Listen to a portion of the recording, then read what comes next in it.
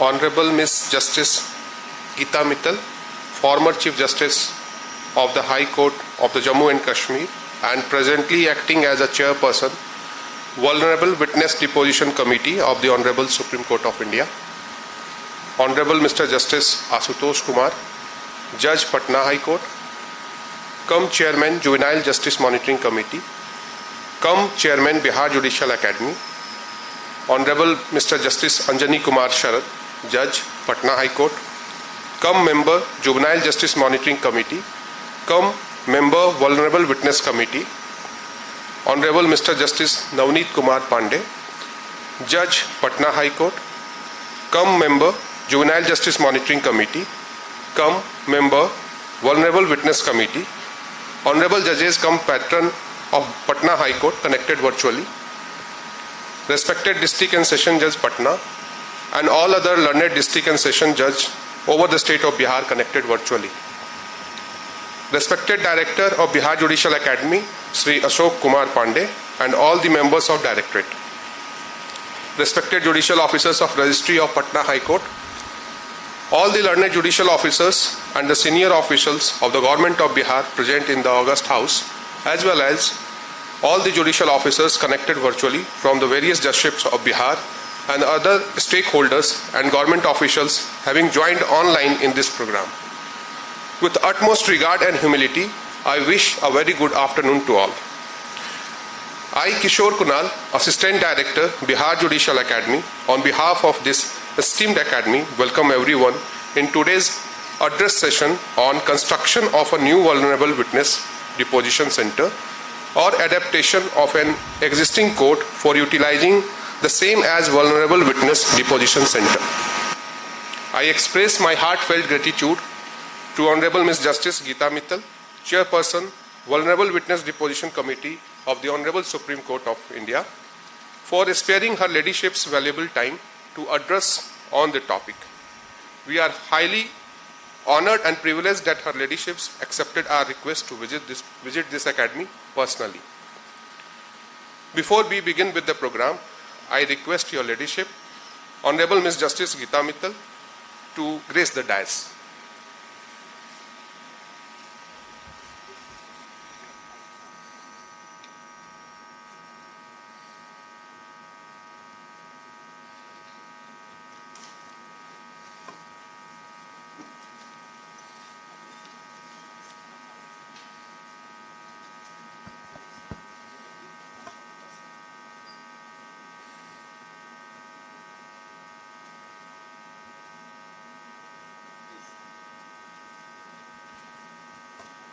Be seated. Very good afternoon. I believe the audience comprises judges and the other stakeholders. I can see the Chief Architect of Bihar and other persons with whom we meet in infrastructure committee meetings. See, I have taken this special assignment to introduce Justice Gita Mittal. See, it was not part of the schedule. We were about to start another meeting. Therefore, in order to keep it very informal, all of you must know who she is. Now, she began her career as a lawyer in Delhi High Court, and she was very successful at that, and then became a judge at a very young age. Right from her inception of career as a judge, she was having a very kind and soft heart, and her heart always bled for underprivileged, for ladies, for people in distress. And that's how she has lived her life all through. Now, she was my Chief Justice when I was in Delhi High Court for some time, whereafter she took over as Chief Justice of Jammu and Kashmir High Court. Now, the Supreme Court has given her a very, very big responsibility of managing, conceiving, and seeing that it is executed. Vulnerable witnesses, they are not put to any disadvantage because of their vulnerability, because of their situation in society. So I believe all of you would be told by her. I have attended one of her seminars where she was one of the key speakers, and I just wanted to let you know that you must pay your sole attention to what she says, not only for the background, why this committee was constituted, what is the purpose of making special category for vulnerable witnesses, child witnesses, rape victims, but especially for our architects who are now coming up with separate courts, new courtrooms with other facilities. She has some striking suggestions, and the suggestions which she would give you, this is based on taking clue from various models of construction. And she will tell you why it is necessary that the egress and ingress to the courtroom dealing with vulnerable witnesses, that's not frequented by others, by criminals, by lawbreakers, or for that matter even advocates in their dress who would have a kind of cast a spell, a psychological spell. See, she has many narratives. She would tell you stories about how a child witness had come along with her parents who were fighting with each other. And the moment she was about to enter a courtroom, she saw a horde of that girl child. She saw a horde of advocates in their black dresses. And she started shouting, howling, and she ran away. So all this has gone into the thinking of the judges when the judgments have been given for the benefit of children.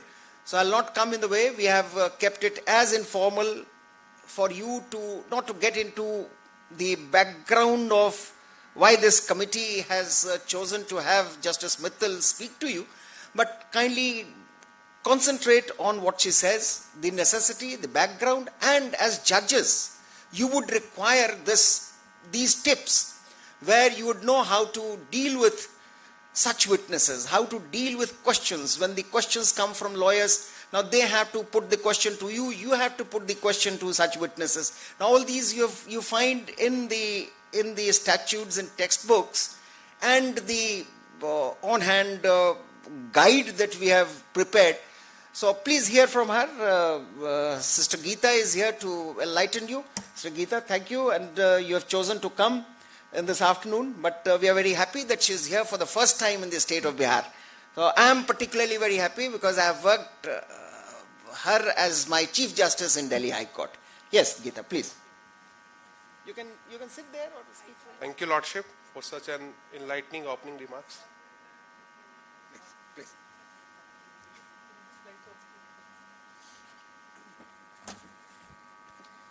Namaskar, Sat Sri Akal. I don't see anybody who will respond to a Sat Sri Akal. Assalamu alaikum salam.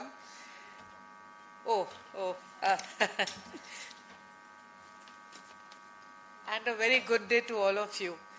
Very universal greetings, we have, if you don't realize, normally आप अंग्रेजी में बोलेंगे तो good morning, good afternoon, good evening, and if you're having a transatlantic or pan-world conversation, so Antarctica में तो maybe the middle of the night, in Japan it will be the early morning, so they are quibbling over how to wish each other. So our greetings are so universal and so inclusive that I take it as a matter of pride that I can use all of them. I learnt another one in Ladakh, which was Jule. But it's a very auspicious time of the year for all of us. Most of us are celebrating Navratris. I'm so happy to be part of Bihar on days when you're celebrating Chhath here. I knew about the other Chhath, which I celebrated very fondly in my lawns of the official accommodation, where I had a water body and I had a lot of Bihari families on my compound. And I learnt all about your beautiful festival and the food. I've just come after a sumptuous lunch of chokha litti. I was asked what I wanted to eat for lunch, and I said, what else? Chokha litti chokha, So that's what I've just had. So, and also Ramadan, such an important part, a very difficult month, Lent for the Christians. So, and I've always wanted to come to Bihar. We have such a rich heritage, and it almost seems as if Indian culture emanates from Bihar. You have Nalanda, I was just talking to Justice Brother Ashutosh. Most of what's happening in India happens in India. Our first President of India, Shri Rajendra Babu, zero, Aryabhat came from here, Nalanda came from here, you name it. Mauryas came from here. I had some misconception that they were from Orissa, but I was corrected today as I, went to the Gurdwara in the morning, and they told me that Mauryan remains were found here. So I'm very gratified at this opportunity that I've got to come here and meet all of you. And let me tell you, first blush, before I start speaking to you about the subject, that I'm deeply impressed with your discipline.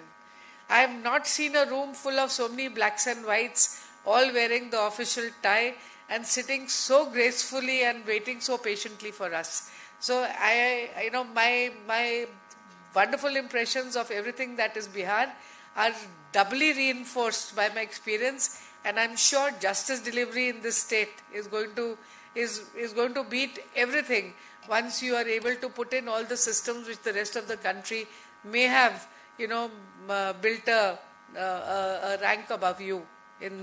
So on that note, I would also like to thank Brother Ashutosh, Brother Anjani Kumar Sharan and Brother Navneet Kumar Pandey for having spared their time to join me in this meeting.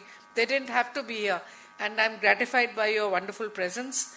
I would also like to greet the learned judges, I am told, judges of the High Court and of the District Judiciary who are present here and who have joined virtually, the director and his colleagues at the Bihar Judicial Academy, the judicial officers of the Registry of the Patna High Court, the senior officials of the government. I apologize for ruining your Sundays, I'm sure this one day in the week is very hard worked for, but I needed you here because my experience in visiting the vulnerable witness deposition complexes which have been developed. I went to Bhopal, I went to Kerala, I went to Chennai, not Chennai, but Dharmapuri and another city in Krishnagiri in Tamil Nadu.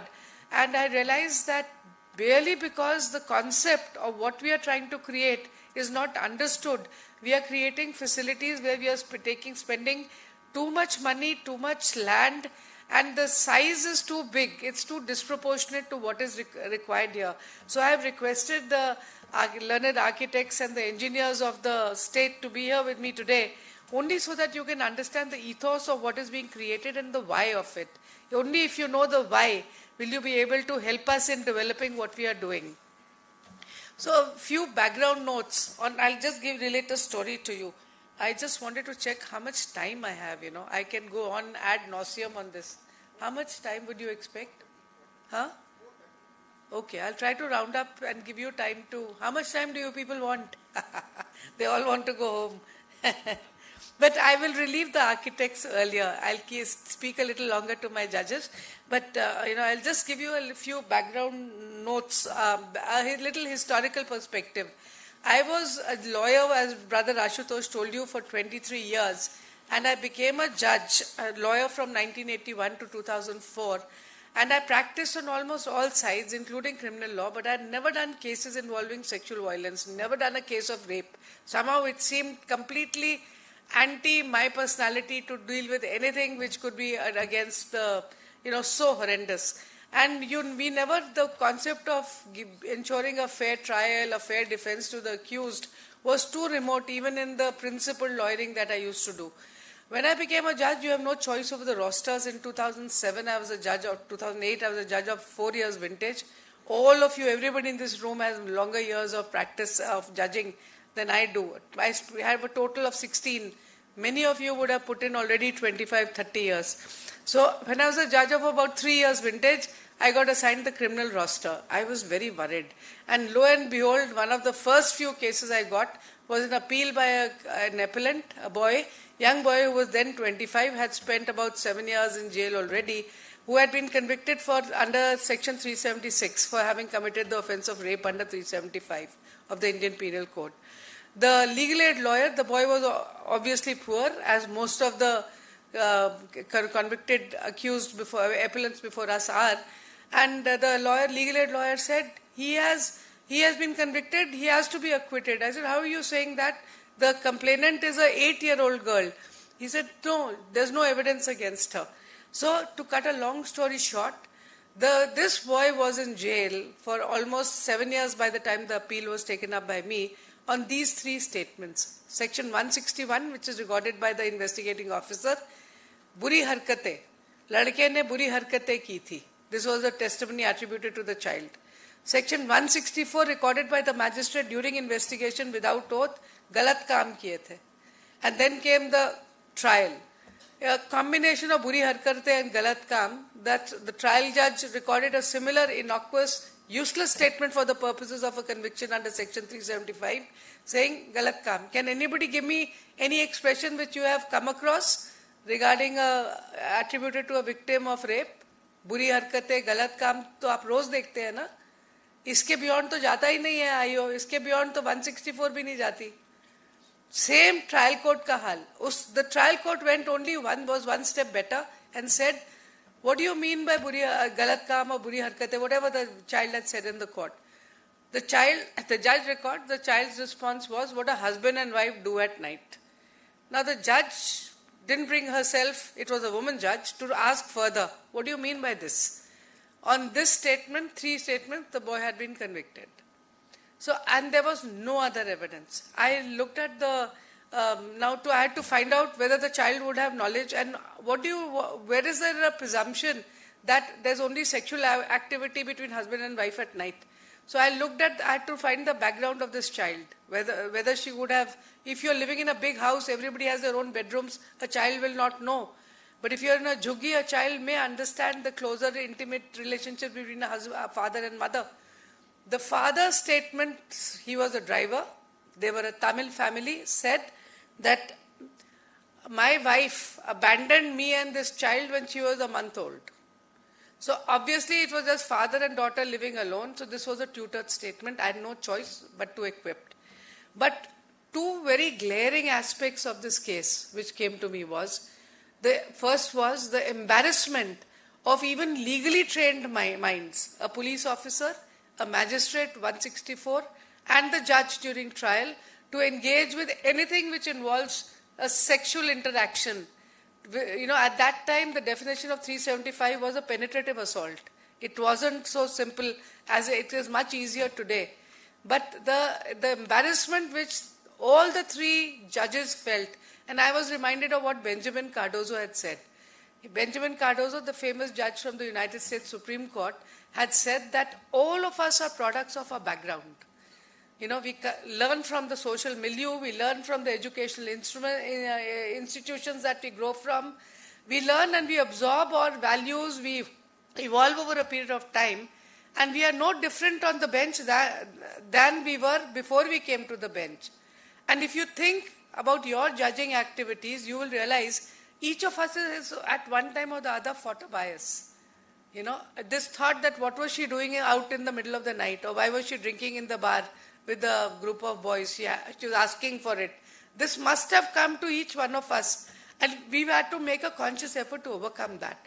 But this is what I realized, that judges are part of a community, and none of the 3, the policeman, the magistrate or the session judge, was willing to disengage himself from his inhibitions and ask the child further what happened, to bring home an offence of guilt for an offence under section 375 of the IPC. The second aspect which this case threw up was language, linguistics. A Tamil child, God knows what, she'd never gone to school as per statement.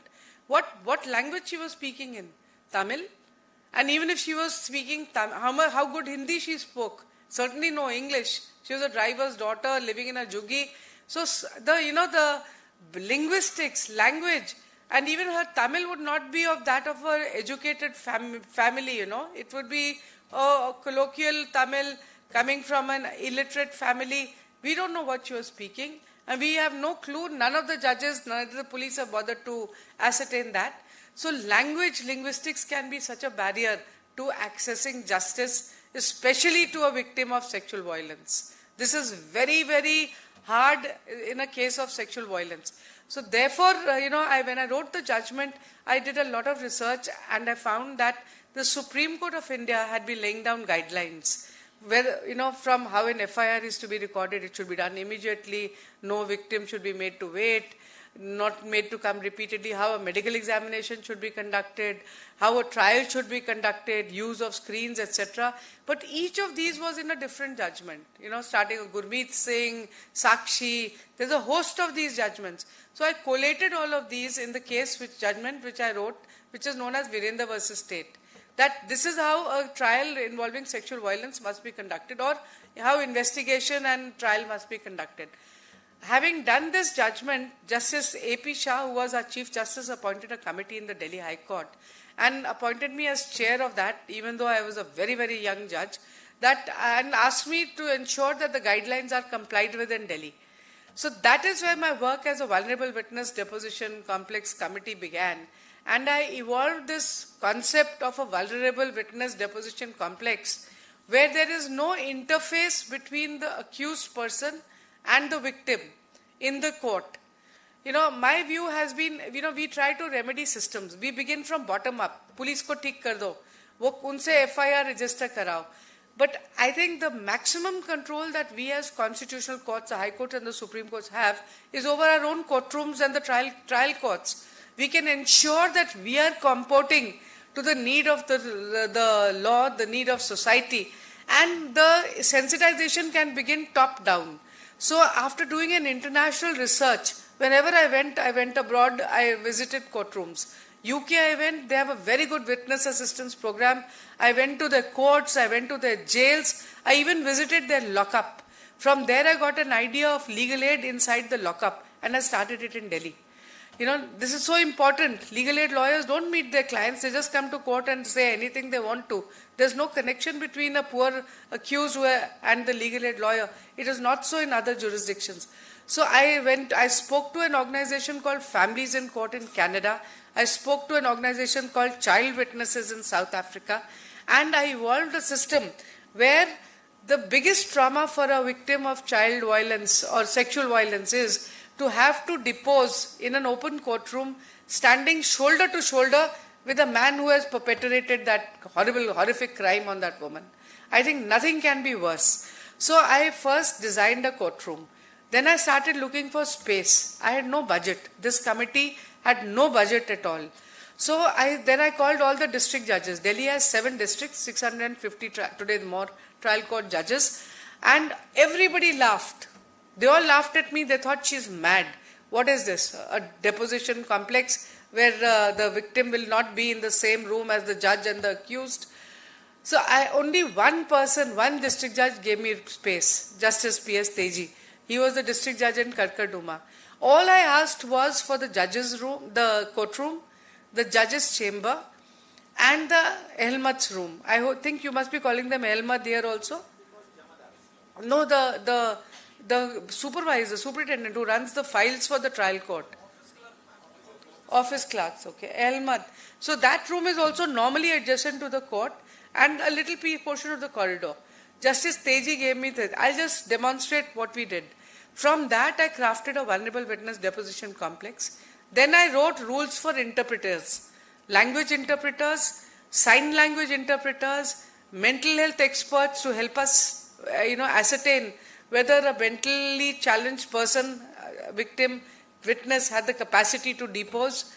It made rules, crafted fees, recommended fees, and then guidelines as to how this facility is to be used. At the same time, I asked Justice Teji to run an audit of how many cases there are involving vulnerable witnesses. The number of cases was so much, rape trials only, and POXO cases was so much, the Prevention of Child Sexual Offences Act. Cases was so much that I found that this one courtroom would be very insufficient even to use as a POXO court. So I confined the use of this single facility to child witnesses. I modified the guidelines, which are of 2012. You've heard Supreme Court has been talking about them. And we started this facility. I'll come to the benefits of it in a moment. But from there, we were able to craft this facility in every district court in Delhi. And this was so successful, the judges told me the testimony has been transformed. And I did a training program, a 2-day training of every single judge, every single prosecutor, every single senior police officer, inspectors and sub-inspectors and legal aid lawyers, and sensitized judges on voices from the margins. I brought in transgenders, people from the lesbian gay community, sex workers, acid violence survivor, gang rape victim, to talk about their experiences in their interface with the court, the violence they feel and the interface with the court. And you will see that Delhi began trial court judges have been very outward looking and forward looking. And the yes means yes or no does not mean yes. Statements have first started emanating from the Delhi District Judiciary. But this was a program, and by 2018 I had such facilities in every single district court. And I went to Kashmir, I started this there. I retired in 2020. For me, it's a blessing, I really feel very privileged that I've been assigned this duty by the Supreme Court of India. It's purely because of my experience in the facility which has been created and the success which has come about. But what I want to tell you is that this vulnerable witness deposition complex is purely a judge's initiative. It is a judge's initiative, it is a judge's interaction, it is a judge's interface, it is a judge's sensitivity which has enabled creation of such a facility. No other place in Asia has such facilities. Africa doesn't have it. So we are very privileged that in India we have started these conversations. The first complex, incidentally, was actually inaugurated on 12th of September 2012. Nirbhaya, that famous rape case, happened on 16th December 2012.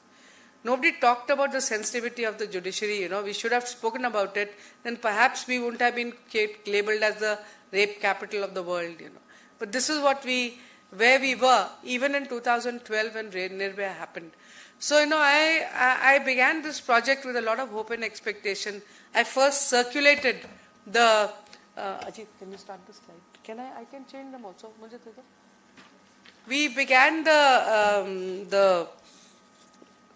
what did I start to say? When I began this program, I first made a prototype and I sent it to every high court, and I think it must have been shared with the architects here, the prototype of what this facility must include. That's just a basic module giving you an idea of what all you need. It doesn't have to be like that. It will depend on the space, and it will depend on the space available and what you have to do. But when I started asking states for reports, while 4 states have said that they've been able to craft out the facility in every district, Odisha, Kerala, Chhattisgarh even, but Chhattisgarh, which is the other one? But there are several who are saying they've asked for an estimation. How do you run this? Use this? Okay. They've asked for an estimation, and they've received an estimate of crores of rupees. Somewhere else they're going for land acquisition. Now, that is when I realized, and then my personal experience from inspecting the vulnerable witness deposition complexes in under several high courts, I found that I must talk to the engineers and architects and the judges and tell them, you don't need space, you don't need budgets, you don't need, major interventions. You need to use only simple technology to convert an existing room into a vulnerable witness deposition complex. And this is what I want to show to you. I want to tell all of you that any of you sitting anywhere, a magistrate's court, a juvenile justice board, a children's court, as they call them in Goa, a district judge, find the space and craft out this facility, use temporary measures. You don't need expensive, elaborate electronic materials. Just 2 LCDs, a 360-degree camera, a mouthpiece, a small mouthpiece, and an audio link between the judge and the support person. That's all that you need to craft this space. Now, I'll just run this slide. This is Virendra versus State. I've already spoken about it. Now, I'll talk to you, show you. No, I want to change the slide. I want that pointer to change. You don't need a pointer. Aap karega next bite hai. Aap kar. No, but it's easier if I'm doing it, Wo dijiyega agar hai to. So, I'll now run you a statement by Dr. Achal Bhagat. He is a mental health expert from Delhi. who has helped us in my trainings, who helped me conceptualize and do up the room, including telling me that don't put pictures on the wall. Children are very prone to suggestion, then color schemes, etc. And Dr. Achal Bhagat has worked a lot in the area of mental health.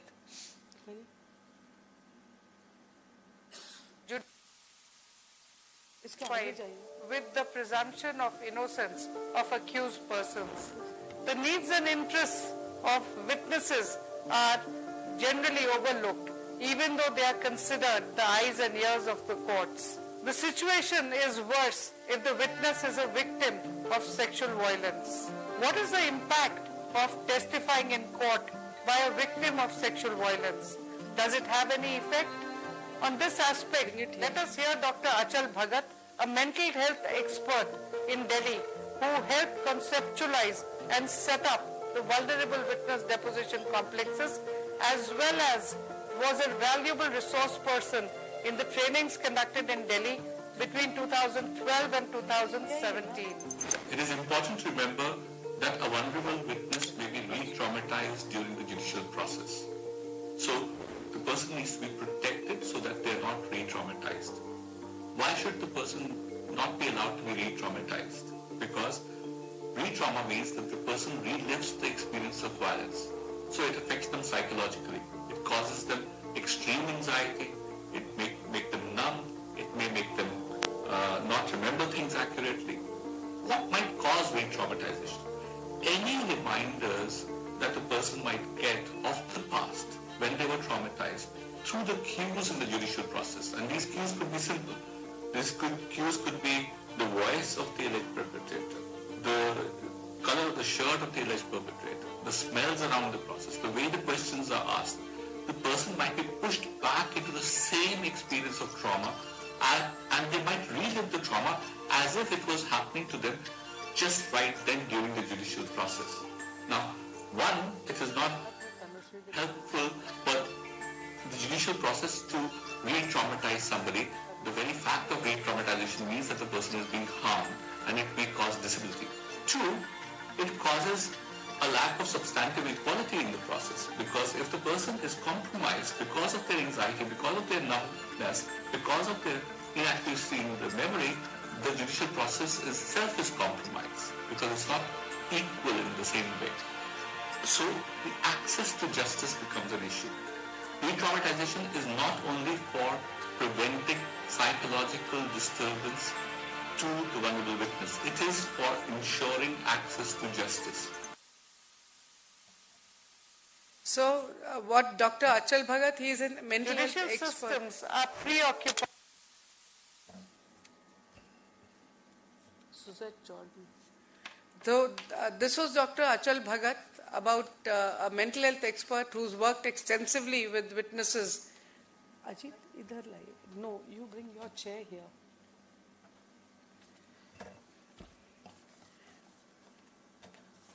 And his views are certainly very important, and what he has said as an expert is very, very significant. I realize this, that we are denying access to justice. You bring a chair. To a victim of sexual violence by re-traumatizing her or him. It can be a child, it can be a boy victim as well.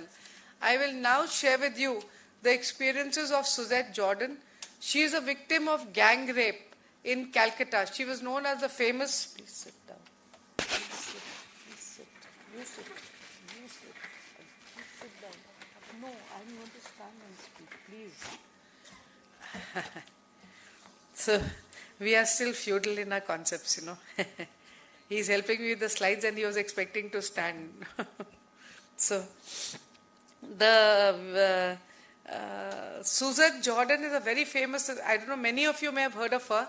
She was the Park Street gang rape. She was a single mother of 2 children, a 35-year-old woman who had gone to a club, and when she was leaving the club and waiting for transport, a taxi, there was this group of boys who she knew offered her a lift, and the result of the lift was a gang rape. So she struggled to get an FIR registered. The Chief Minister labelled her as a political stunt. She lost her job. She was forced to leave her her tenanted house. So she went vocal. She said, I will not conceal my identity. I will speak about my experience. And she participated in the trainings that I did in Delhi. She used to come and talk to the judges. Now here I have a clip. She permitted us. We took a disclaimer from her. She's enabled us to use her statement. She will share her courtroom experience about testifying how she went through. Her experiences about lodging the FIR and a medical examination are even more horrific. So when I come back to trainings for the judges, I'll come back with those. But please hear Suzette Jordan. Complainant will always be one, or maybe two women. But if it's a gang rape, they'll be like, if it's 5 or 6 in the courtroom, the complainant will always be one, or maybe two women. But if it's a gang rape, they'll be like, if it's 5 or 6 guys in a gang rape, then there are 6 lawyers. And their 6 lawyers have 6 assistants. And their 6 assistants have junior assistants. But the complainant has just 2 lawyers, max 3. 2 de factos, a public prosecutor. The very fact that she has to go in there, it's an in-camera trial. It has its advantages. It has its disadvantages as well. The advantage is it keeps you protected from public and more humiliation from the prejudiced, patriarchal kind of people. But the disadvantages is the victim has nobody inside the courtroom except her public prosecutor, who's really not her family friend. She's a professional doing her job. So it should not be the victim, because even in my case, I was told I could put a petition if I wanted somebody to be a support for me inside the courtroom. But there are thousands of girls, little girls, who are being raped, who are in the courtroom, and they don't know that they can avail of that facility. So no one will tell them, because I was told this. If I was told this, that if I get a lawyer, then I have to put a petition, the case gets prolonged, dates keep changing. Nobody wants that. So they don't even know that. So this order should come from the court. This facility should be given to the victim. Would you like a support system? Would you like your mother? Would you like your father? Would you like an extra person in that in-camera trial so that you feel safe? You expect a victim to stand there having the accused and then to narrate her ordeal and then be questioned and re-questioned. That, firstly, a rape is the murder of the soul. All these re-rapes completely murder the very mind, the little sanity that the victim has left. Though in the courtroom, the complainant will always be one, or maybe two women. But if it's a gang rape, they'll be like, if it's 5 or 6. Now, I think Suzette's statement is very powerful, and none of us even realize. We think we've ordered a camera trial and we've given everything that a victim deserves. But we forget that the victim and the accused may have come in through the same door, through the same gate, may have come on the same bus, may be sitting there. We don't have separate waiting rooms for witnesses. She and the perpetrator may be sharing the same bench outside, waiting till 3 o'clock from morning 9:30 for a case to be called out. Would she be in a mental state to give the deposition freely and fairly? So, we are talking about the eyes and the ears of the court. So, in the vulnerable witness deposition complex in Delhi, you'll just see that we have been able to ensure a separate entrance. We use the judge's entrance for the victim. The victim is picked up by the legal aid lawyer in the legal aid cars from the house and brought to the court with the support person. The legal aid lawyers have been trained to be support persons. They have a separate waiting room, a designated waiting room, and they depose from the sanctuary of a deposition room, which has a video audio link with the courtroom, simultaneously conveys testimony. I'll take 10 minutes before I show one film, then I'll relieve all of you, just so that you understand the program. Who's a vulnerable witness? Slide 5. Slide complex is an instance of judicial initiative and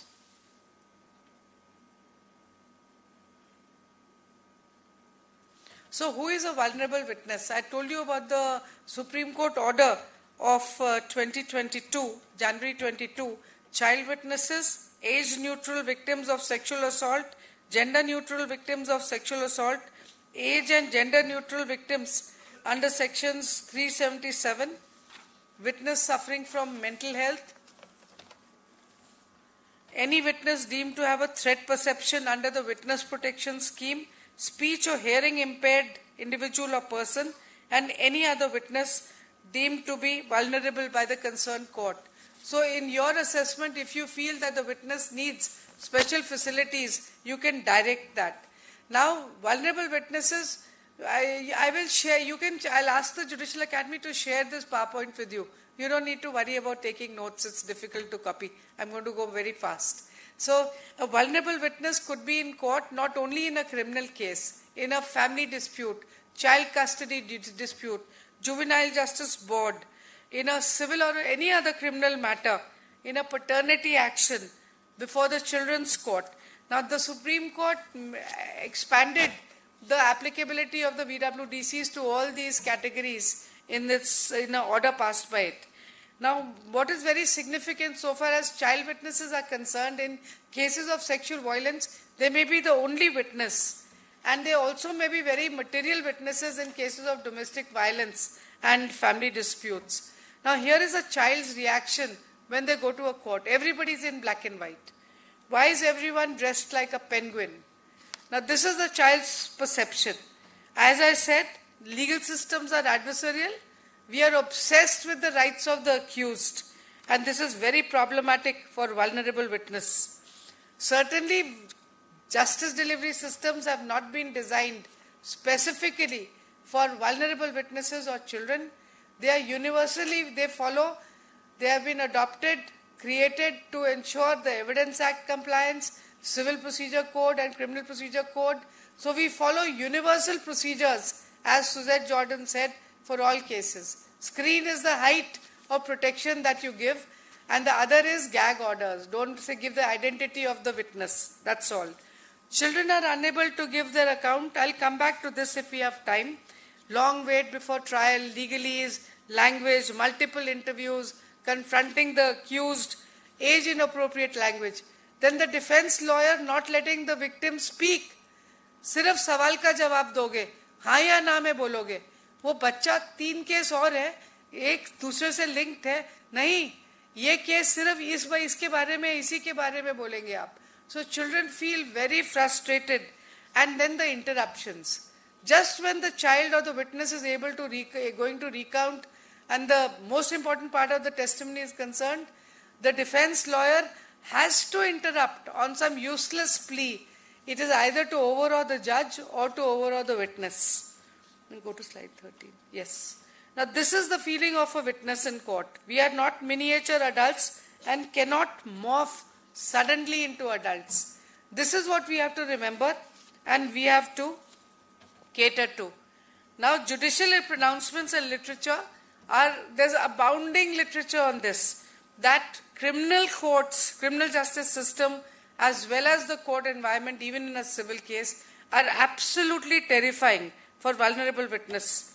Secondly, as Dr. Achal Bhagat said, confrontation with the offender, recounting and repetition of violent, intrusive, offensive experience, aggressive, humiliating cross-examinations result in secondary traumatization of the victim.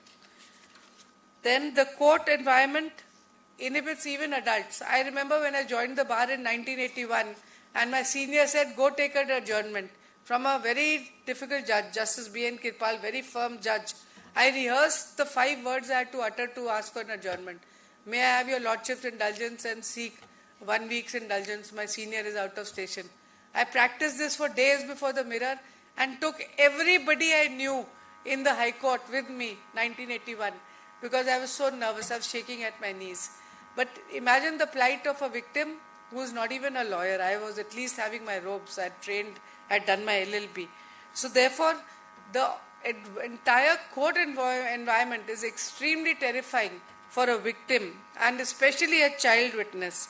And the best interests of children, welfare of the child requires that their environment is catered for. Now I just told you that the Indian experience, there are series of guidelines on investigations, medical examinations, pre-trial statements, then trial judges, how they are to behave during victim witness appearances, then re-interrogation of victims. You know, I'll put a question to you. Is rape a medical term? We've never thought of it. And how many of us have seen MLCs or medical examinations saying no evidence of rape? Invariably, when a victim of sexual violence is produced before a doctor, they don't write no injury or no injury found or such and such scratch here, this. They will opine no evidence of rape. Where do they get this? No Harrison's on medicine or anything on surgery defines rape. No forensic book defines rape. It's not a doctor's duty to define rape. So all these are things which we have evolved through jurisprudence of the courts. Now, so therefore, what is the requirement and what we must do? It is very important for us to minimize the traumatization of victims and witnesses. Every witness may not be a victim. A victim in a sexual violence case or a dangerous crime may not necessarily be a witness, may not be the victim himself or herself. But we must minimize the traumatization of any witness. And this is where children are concerned. You please remember, they have a unique requirement of language, as I pointed out, memory. Children, I am told, give evidence in spurts. They don't remember everything in one go. And day after day in all judicial training, we are told, don't adjourn a case of a child witness. That is incorrect. It is for each one of you as the trial judge concerned to assess the witness's ability to give the evidence in one go or whether the victim needs rest. Give them a break the same day or adjourn the case to enable the witness to come. But when you're adjourning the case, make accommodation. Is the victim a child? Is the witness child school going, college going? Accommodate their needs so that they don't miss their school or college. Or their parent is a daily wager who will lose employment. Fix a case on a date and time where no inconvenience is caused either to the caregiver or to the victim. Remember that disposition, cultural context, a Tamil driver's daughter deposing in Delhi. What will be the language concerns and the environment when you're asking a child's concern? So here is a still from Jolly LLB. It's a typical trial court room all over the country. Now, coming now to the vulnerable witness courtroom, this was conceptualized and operationalized to overcome the several disadvantages and barriers which I have pointed out. It was guided by ensuring that interface of the vulnerable witness with the offender or the public is completely prevented. And secondly, using a video link and an intermediary in the nature of a support person to avoid a physical confrontation between the witness, the offender and the laws. Now, what is the objective of this program? It is first and foremost the best interest of the vulnerable witness. Secondly, to ensure that you are able to get the best, complete, accurate and reliable evidence from a vulnerable witness, especially a victim. Thirdly, minimizing the secondary traumatization of the victim. And fourthly, ensuring the rights of the accused to a fair trial. We do not compromise with the rights of an accused person when we are dealing with the vulnerable witness deposition complex. When I was finalizing the guidelines for the vulnerable witness, I was very concerned that I may be compromising and not complying with the requirement, any requirement of the Evidence Act or the CRPC or the Constitution of India, which says a trial must be in the presence of an accused person. So I discussed this matter with defense lawyers in India as well as the United Kingdom, which is very strong on the rights of the accused. They're very protective of rights of all individuals. And I was told that if I made this facility available to even a vulnerable witness when he or she is appearing from the side of the accused, then we would not have compromised the rights of the accused in any manner. So the guidelines which have been circulated now to you include that this facility will be made available to a vulnerable witness even from the side of the accused.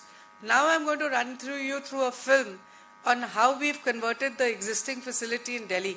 This is for your benefit. And if you have any questions, please ask me. Raise your hand, I'll stop there. Stop the film also and we can discuss this. Anybody has any questions at any point of time. So this is a film which you must see.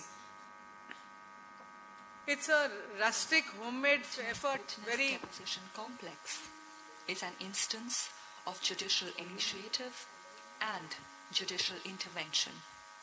It has been conceptualized to prevent secondary traumatization of vulnerable witnesses. The major difficulty being faced in creating the vulnerable witness deposition complexes relates to non-availability of resources.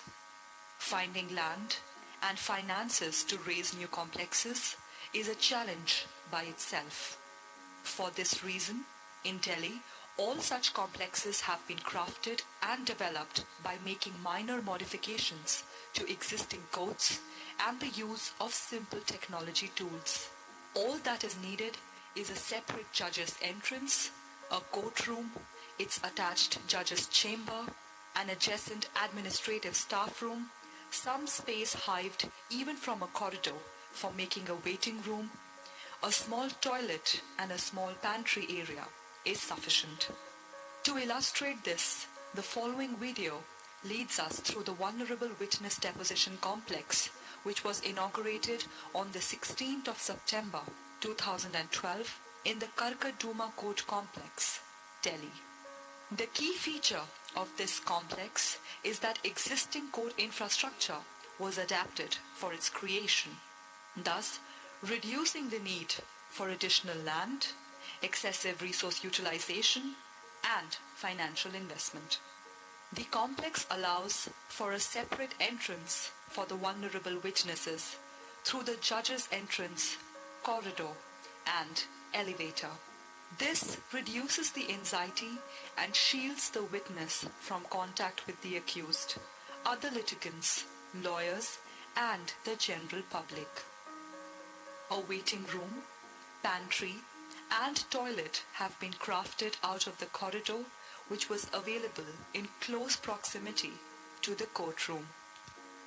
Arrangement has been made for a computer, intercom, table, and chair for the court supervisor. A relaxed environment has been created in this area. Different kinds of furniture, toys such as carom, ludo, painting materials, stationery, plasticine, etc. have been provided. A washroom is also... See, I just want to show you that this is a corridor. We have closed that. Cannot do it legally. You're supposed to maintain the circulation area, but for lack of space, that door that you see at the end, we put in this door. This whole place was a corridor, and that's why it's such a rectangular room. The waiting area is old sofas which we have refurbished, and the toilet, small room, about 1.5 feet have been hived off to create a small toilet space for the victims when they're waiting. But this is actually the corridor of between the judge's chamber and the courtroom. So available to ensure the comfort of the victim. As children may be prone to suggestion, it is ensured that there are no pictures or photographs on the walls. The pantry supplies filtered drinking water, facilities for making tea and coffee, a fridge equipped with drinks. This is also in the waiting room only, adjacent to the waiting area.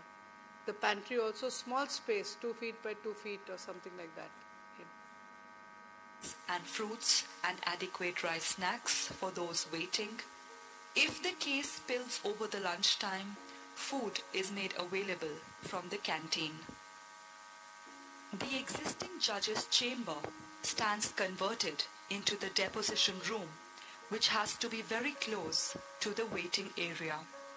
It also provides for a variety of seating choices to cater to the requirement of different age groups, just as in the waiting area. For instance, carpets and cushions have been placed for small children. The deposition room is equipped with a 360-degree camera, earphones for the support person, non-obtrusive mic.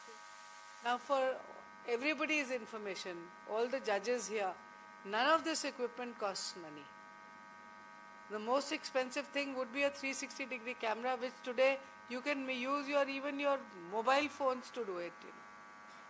There's just an LCD, there's this earphones for the support person. The judge conveys the questions on the earphones to the support person, and the mic carries the question and the testimony of the witness to the courtroom. But that mic is also so cheap. It was much more expensive in 2012 when we did that. But when we talk of elaborate budgets and space and construction, none of it is necessary. Just your will is necessary. Mic for the witness and LED facilities for identification purposes. Now if you see that, that's a 360-degree camera at the end of the room. And this is the LED. This is if you need to do an identification of the accused. The accused will be in the court with the other, you have to jumble them, mix them, and the victim will identify sitting from this courtroom. And 3 kinds of seating is provided. Victims range from a few months, a few years, to old victims, 75, 85-year-old. So a 2-year-old, 5-year-old don't like to sit on tables and chairs. Therefore you put a carpet and some cushions on the floor. There are some witnesses who may have documents, so you need a table and chair. There are older witnesses who may like to sit on a sofa. So you provide wherever the witness wants to sit with the support person. And reason why this furniture is not standard or typical, I had no budget in 2012. I used what was available. These chairs were used for the judges' functions, etc., which I've kept with that small table. I didn't even have a proper writing table to keep in that room. So this is the Karkaduma courtroom, which was inaugurated in 2012. But it uses the most rudimentary furniture, most rudimentary electronics. Please remember that you don't need budgets. Bihar, I want to see you tell me within a month that you got these facilities in every courtroom, court complex. Yes, go ahead. The victims are accompanied by a support person. In the attached courtroom, the judge takes the questions from the prosecution and the defense counsel. These are electronically conveyed by the judge to the support person, who is provided with earphones. These are put by the support person to the vulnerable witness, which are then answered by the victims and at the same time conveyed to the court using a mic and a 360-degree camera. They are viewed on the LED screen installed in the court. The entire deposition room and witnesses are thus fully visible and audible to those in the court throughout the proceedings. The elevation of the dais is lower as compared to the normal courtroom setup to allow the judge to not be in a position of... Let me just explain this picture. You'll wonder with this courtroom with all these partitions. Actually, this photo has been taken post-COVID. So all these partitions have the left side picture of the existing courtroom. The partitions is there. But the courtroom was the same. Same courtroom was converted into that courtroom on the right. Daunting authority over the people in the courtroom. In case a victim seeks to depose from the courtroom itself, seating for the support person and the witness is provided within the courtroom. Provision was required to be made for segregation of the accused. This was done by creating a door and window with one-way glass in the adjacent Ahmad's room to enable the accused to see into the court, but not the other way around. The one-way glass ensures a complete view of the witness and the court from the offender's side, but not from the other end. This enables a balance between witness protection and fair trial. In the space for the accused, a speaker is provided to enable the accused to hear the court proceedings. An intercom also stands installed so that the accused can converse with the defense counsel. This video provided a walkthrough of the vulnerable witness deposition complex in the Karkaduma courts, Delhi. If in your court complex you do not have a room adjacent to the courtroom for creating the offender's room, you have a very easy option available. You can hive off a portion of the courtroom on any side using the same glass partitions as has been done in the Saket district courts in Delhi. The process thus entails the accused being taken into the room after the judge is seated. Thereafter, the victim is brought into the courtroom and placed next to the support person. In Delhi, the witnesses are being picked up by the person from their homes. In conclusion, it is re-emphasized that minimum adaptation and resource utilization was required for the creation of these facilities. Please remember that such special facilities are the need of the hour. Even while you are undertaking the process of creation of the deposition complexes, there are some temporary measures you may consider immediately. These include, firstly, an audit and identification of cases involving vulnerable witnesses. Secondly, providing a support person to such witness, for which you may train lawyers listed by legal services authorities. Thirdly, permitting separate passage and waiting area to the vulnerable witnesses. Fourthly, using a screen for segregating the victim from the offender and other persons in the courtroom. Every such measure is one step forward towards the guarantee of equality and access to justice to every vulnerable witness while ensuring a fair trial to the accused. So I just needed to explain to you why we have these two facilities. One is where the victim is in the victim deposition room, or she's in the court. Some studies showed that some of the victims, studies from the West, in India we've done no such empirical work, said that victims felt cheated, that they didn't get a chance to tell the judge. Every victim feels that once they've told the judge, all their pain will go. So it's in cases of like that you give an option to the victim whether she would like to be in the court or in the vulnerable witness in the deposition room, which is adjunct. So if the witness goes to the deposition room, there's no difficulty. But if the witness wants to speak from the court, then you have this alternative room for the accused by hiving off using a one-way glass. So I think this module was pretty clear, and there's no reason why we can't implement this. Are there any questions from anybody in the engineering or the architectural experts here?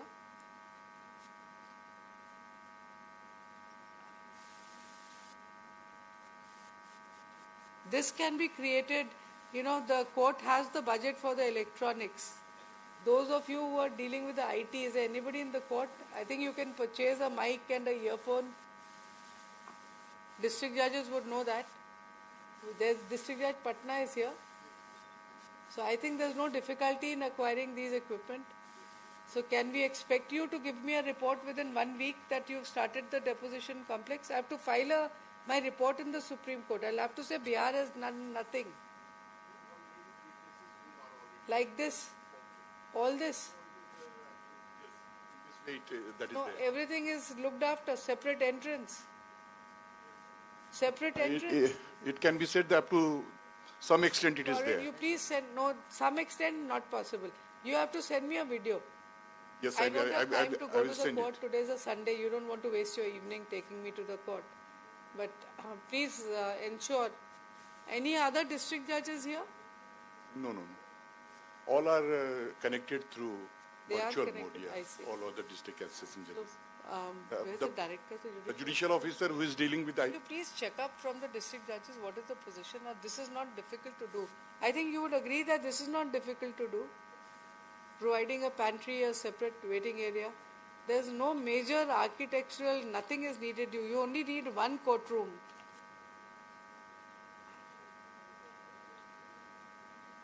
So, no, I know that. I'm talking to the architects, yeah. So if you need a copy of this film, excuse me, you can circulate the film to them. If you need the film, you can ask them, they'll circulate the film to you. But please help us in crafting these vulnerable witness deposition complexes, you know. POXO, Madam, 2 POXO court are there. So there they are recording the evidences and all the things is concerned. Have you, I've been writing to you, can you give me an audit of the cases involving all these witnesses?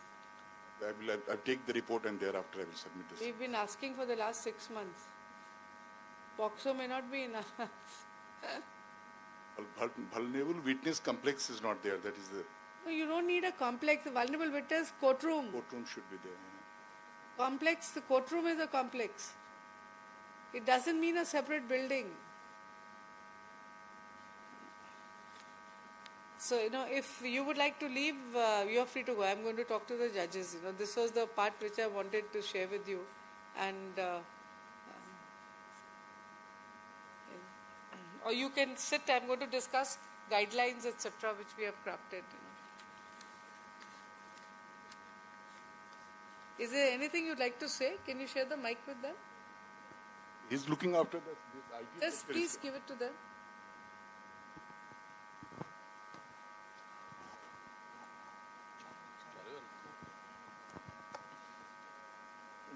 जो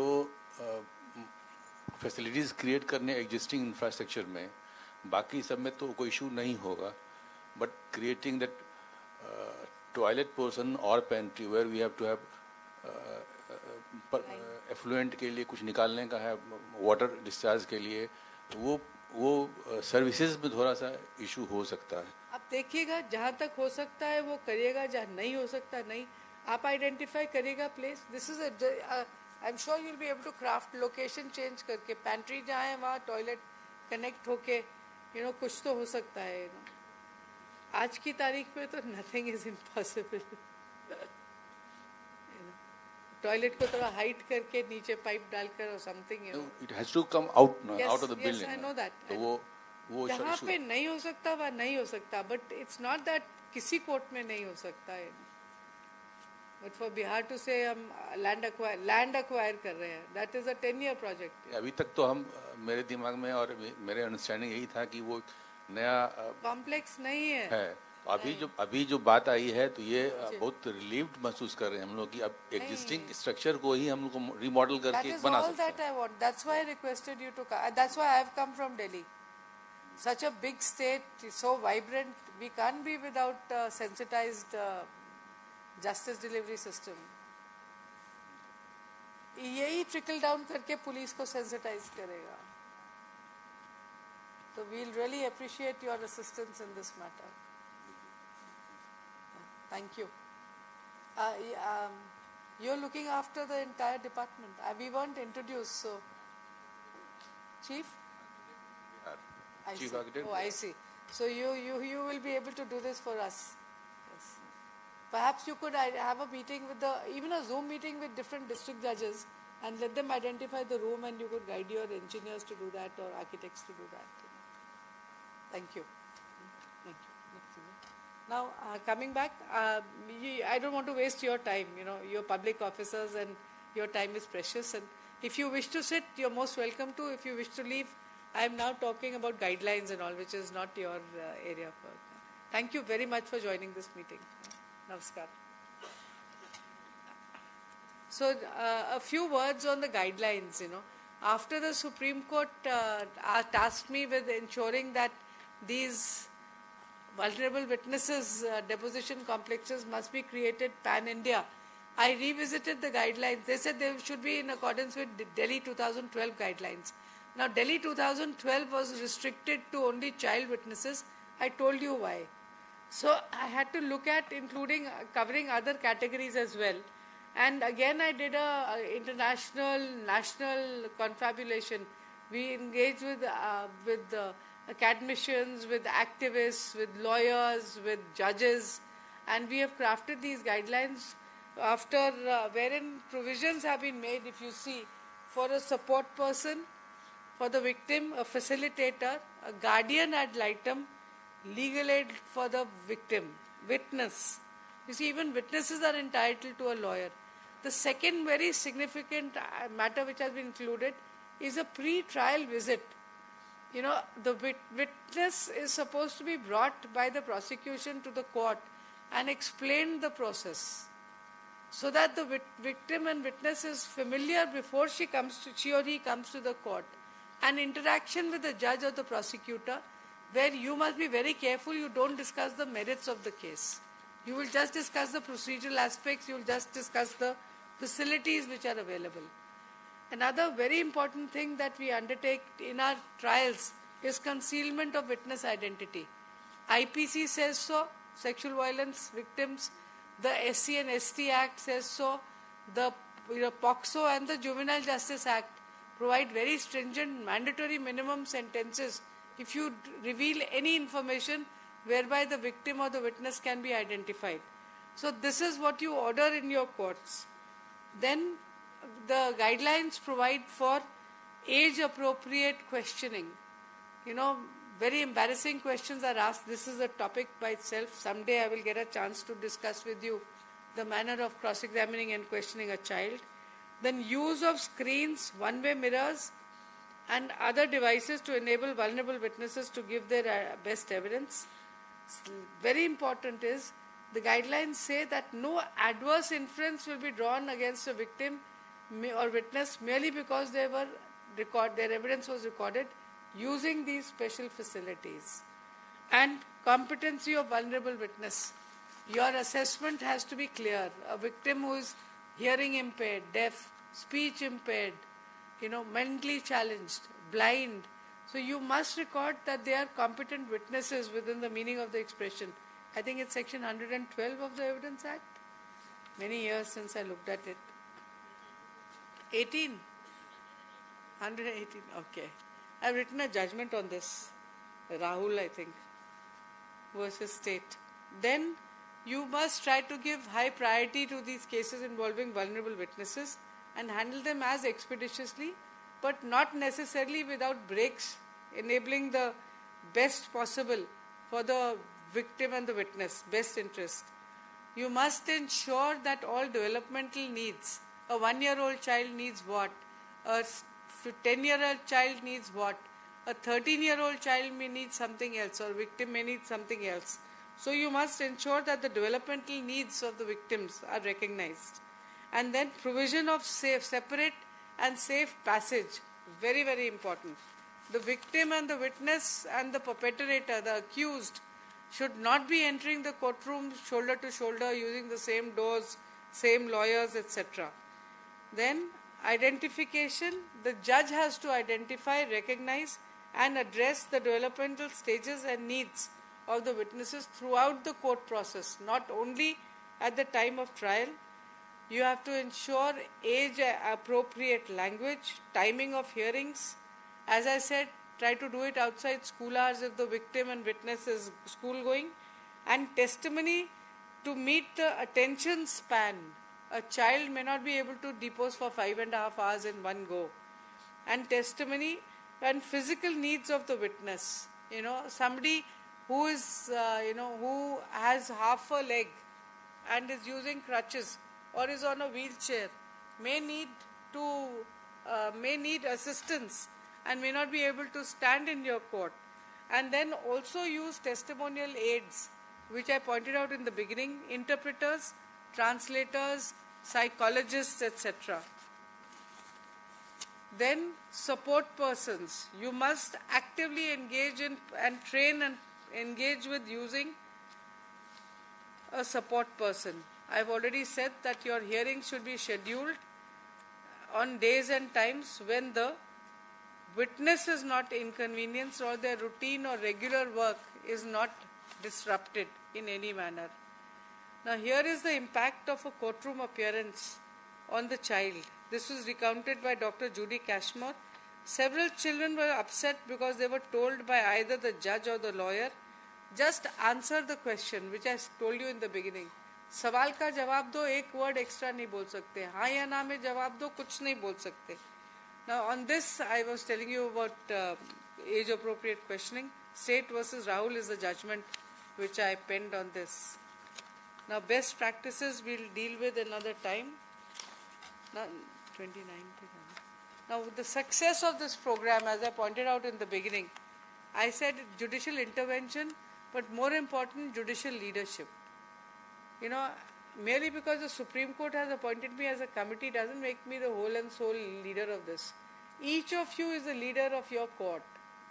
And it is your initiative ensuring such measures which enable a sensitive treatment of a vulnerable witness in your respective courtrooms, which is critical to the success of the program which I am undertaking.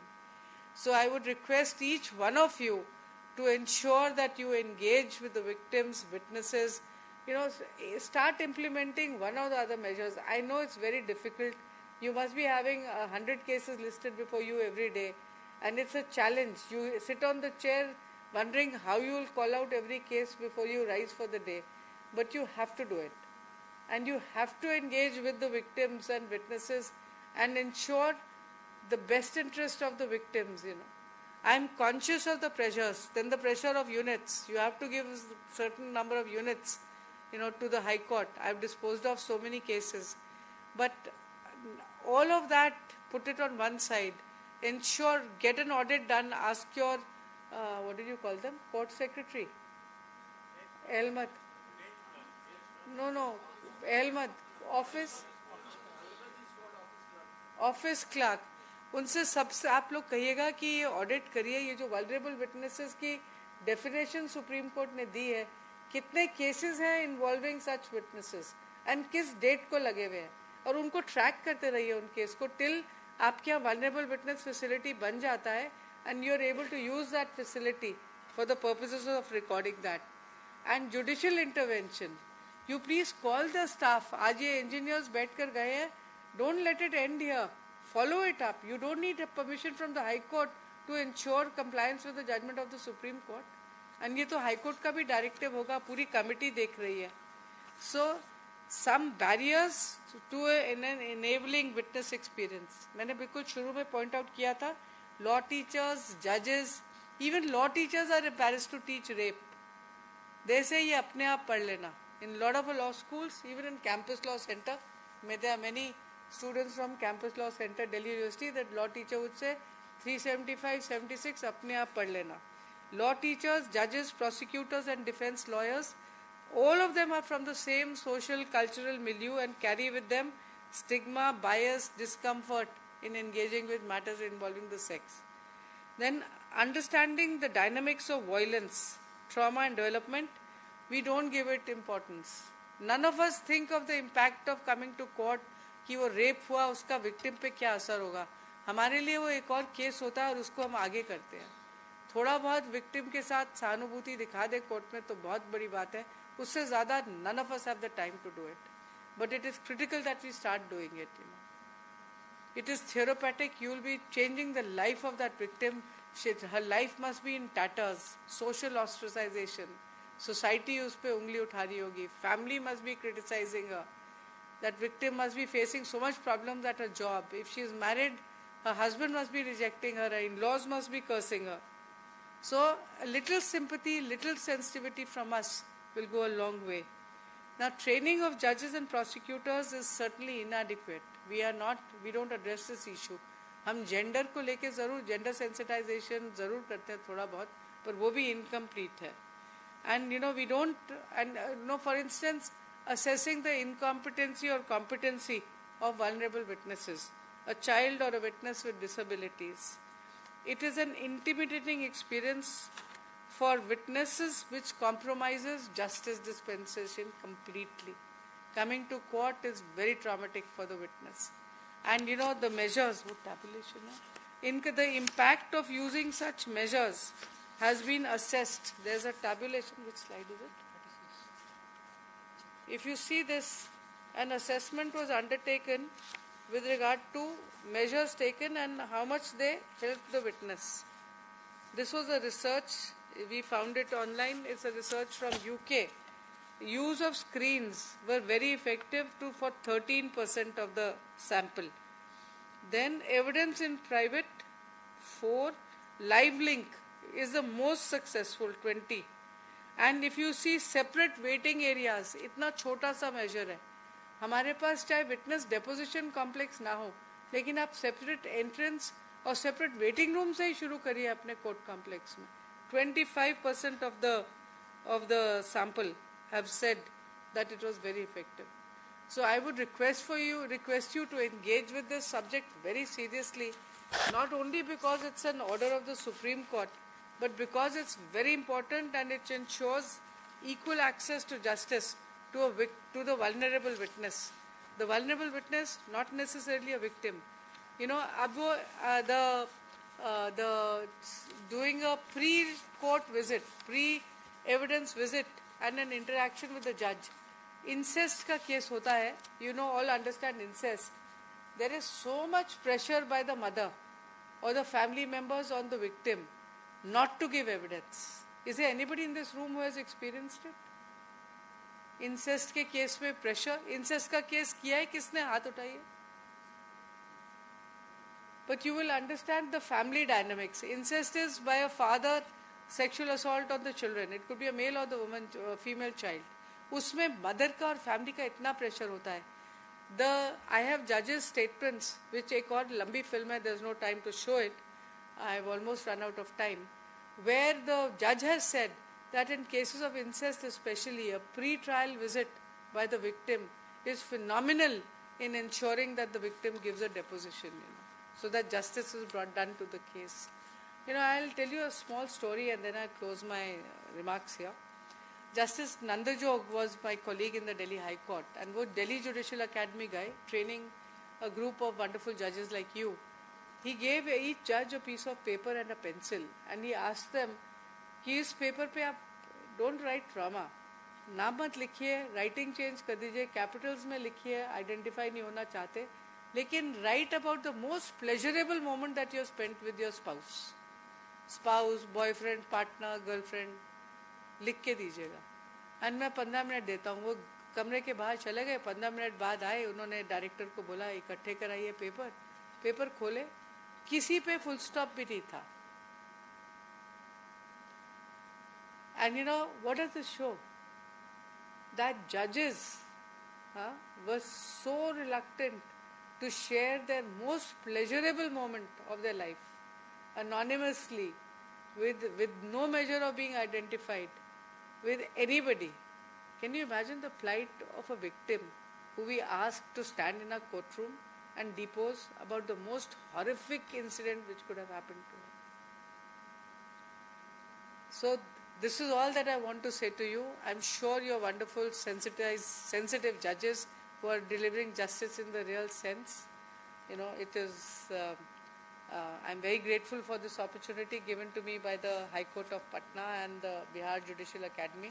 I'm going back very deeply impressed, and I hope you will call me again to celebrate our achievement that we have got a vulnerable witness deposition complex, courtroom, not a complex, in every single court of ours. Thank you very much. Namaskar, Sat Sri Akal, Assalamu alaikum salam. आपका तो रोजा तोड़ने का time भी हो रहा है. Thank you, Ladyship, for explaining the concept of vulnerable witness deposition complex in detail and sensitizing us on the subject. It will surely help in the mode of recording of child testimonies in future and in the protection of best interest of vulnerable witnesses. Now, the honorable members are coming, so we will wait for a few minutes.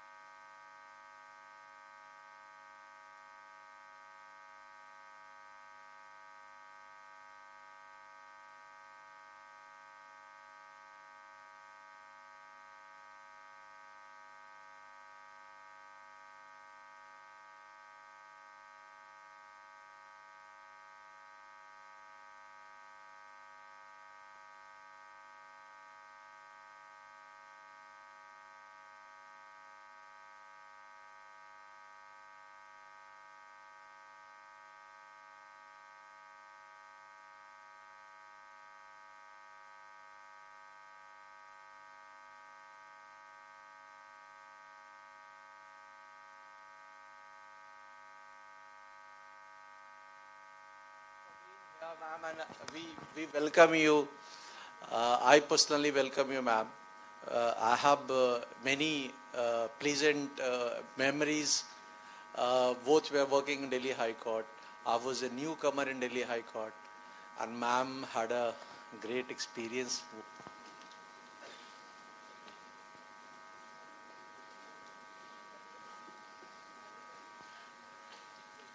(4:30) exactly. I closed. Request respected Director of Bihar Judicial Academy, Sri Ashok Kumar Pandey, to felicitate Honorable Miss Justice Gita Mittal by presenting a sapling and moment.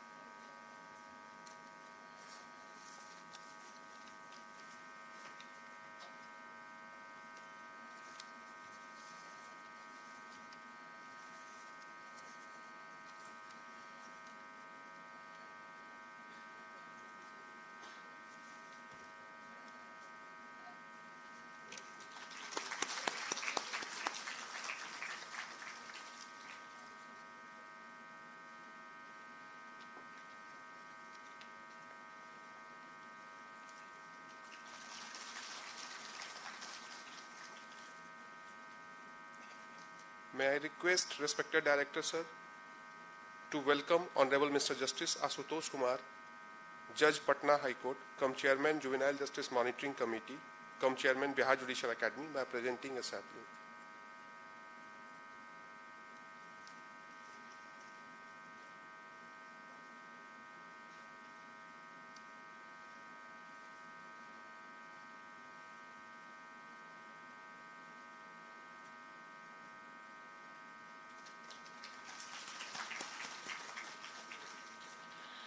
I again request respected Director, sir, to welcome Honorable Mr. Justice Anjani Kumar Sharan, Judge Patna High Court, cum member Juvenile Justice Monitoring Committee, cum member Vulnerable Witness Committee, by presenting a sapling.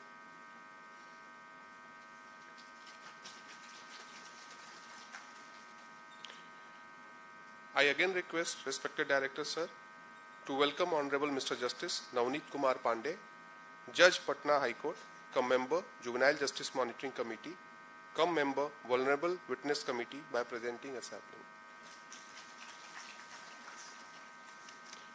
Thank you, sir. I now request respected Ms. Kajal Jham, Additional Director of Bihar Judicial Academy, to propose the vote of thanks.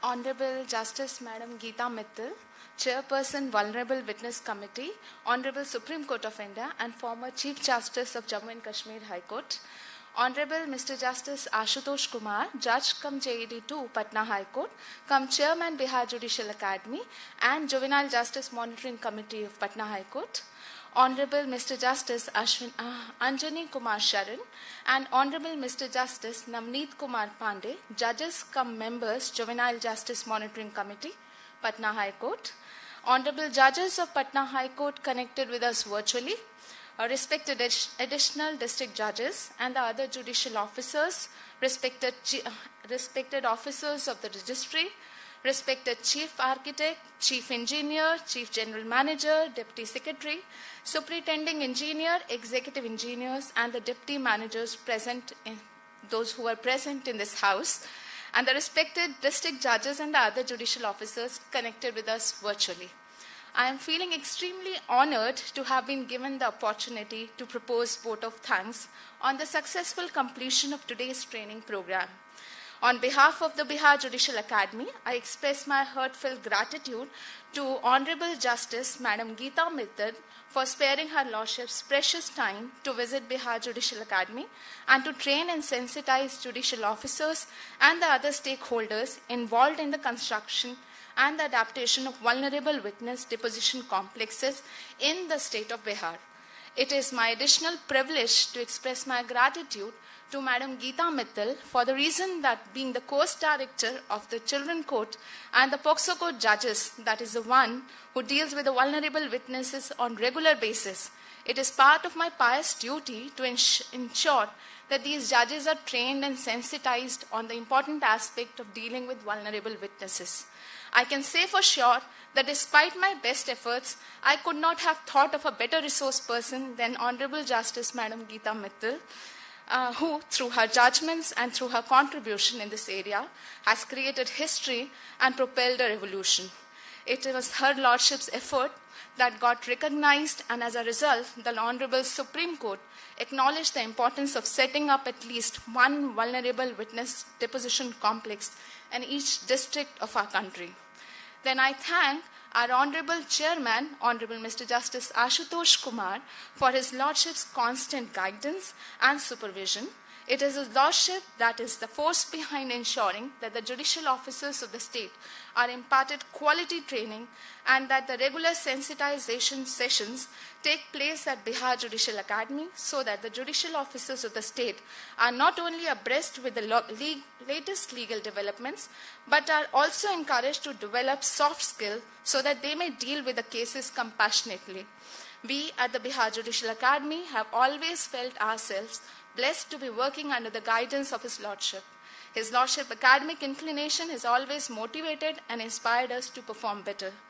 Then I thank Honorable Mr. Justice Anjani Kumar Sharan and Honorable Mr. Justice Navneet Kumar Pandey, judges of the Patna High Court and the members of Juvenile Justice Monitoring Committee, Patna High Court, for encouraging and motivating us by ensuring their physical presence in today's training program.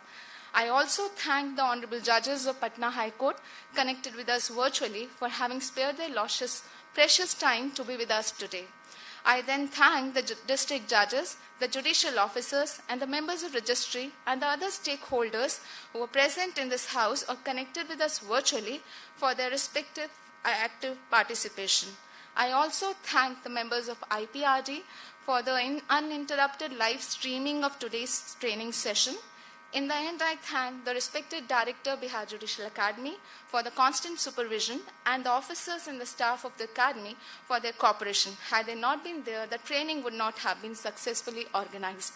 Thank you very much and pranam. Thank you, ma'am. Now I most humbly invite the distinguished gathering for a group photograph in the auditorium itself.